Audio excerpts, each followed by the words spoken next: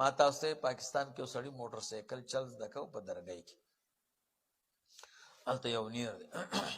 نو چې روان کړی نو هغه موټر سایکل کې دا کار دی چې تاوی نو تیزیږي نو ده به چې څومره تاوه هغه به نور هم تیزېږي نو ورته په ژړا شو چې خدای او دې سره څه وکړم دا خو درېږي نه نه مخې ته د پولیسو چوکۍ راغله او هغه لویې ډانګې اچوله او دی ژاړي ورته هغه وایي چې ته پلار به یې مړي نو بس هغوی ورته دا ډانګۍ اوچت کړو چې ځه چې خدای هم پوهې که زما خو اسره هم دې ډانګي ته وه ما یې دې سره به یې وجنګوم اوبه درېږي نو دام هم رانه لرې کو نو نیر کې وغورځوم نو دوی له هم داسې تقریرونه ورځي درولی بیا نه شي څلورم صفت دا د یاد ساتئ هرې خبرې چې کې دې دپاره به یو ځای پیدا کوي موضوع به دې یوی مناسبت به پیدا کوي هره خبره چې کې آخره کې به دلته راوړي نو بحث به په یو خبره کې په ډېرو نه د یوه خبره کومه نو اوس خبرې کوم دلته یې راوړه خبرې کوه د ټول قرآن کریم موضوع یوه خبره ده توحید دی بس دا موږ او تاسو د علم موضوع نه بیانو څومره ډېر کتابونه پکې یو موضوع یوه خبره نه دا موږ او تاسو ته نصیحت دی چې په هر علم کې ګوره بېشماره مسلې دي وګوره موضوع صرف یوه ده نه ده نو زه به راځي ومغه داسې تقریر به م یو کې او داسې تقریر چې بیا زه یو سړي راوستی وم د پاکستان نه تقریر ته وی زمونږ میلاد شریف دی او تقریر ما والکه ناوخته دی مازدیګر راباندې نوښار کې ویلی نه ټول خلک ستا په تمو دي او بس صحیح دی بس را روان شوم ماخوستن ډېر ناوخته راورسېدم شینوارو ته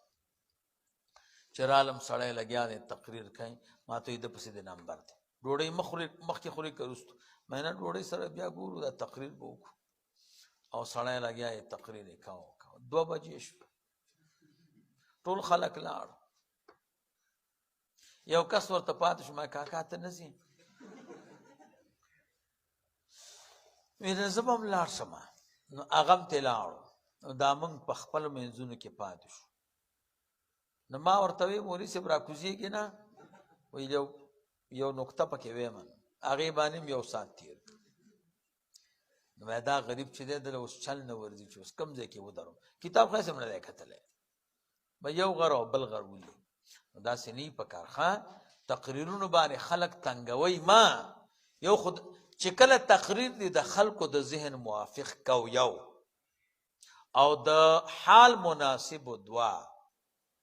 پیږي او لنډ تقریر و ستا تقریر ته څوک د سره نه تنګېږي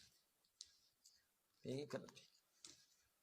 دې کې پاکستاني علما ورته کړی دي هغوی یو الفاظ اسانه وی او دویم د موقع په مناسبت یې وی او دا زمون خو لیوني دي روره که چېرته چا په پټي کې غوسه کړی که نه دی چې هر ځای ته لاړ چې د پټي تقریر پکې کوي چې دا پولې ګورې ونه وهئ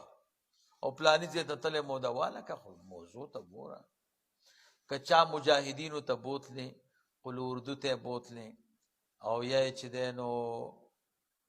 پوهنتون د حربي پوهنتون ته یا بل ځای ته نو هلته ټیک ته د حکومت موافق تقریر وکړه هلته بیا دا نور مزه نه کوي مجاهدینو ته نصیحت وکړه او که چا مړي ته راوستې ته دا تقریر کوي دا خود خلک ورته تنګي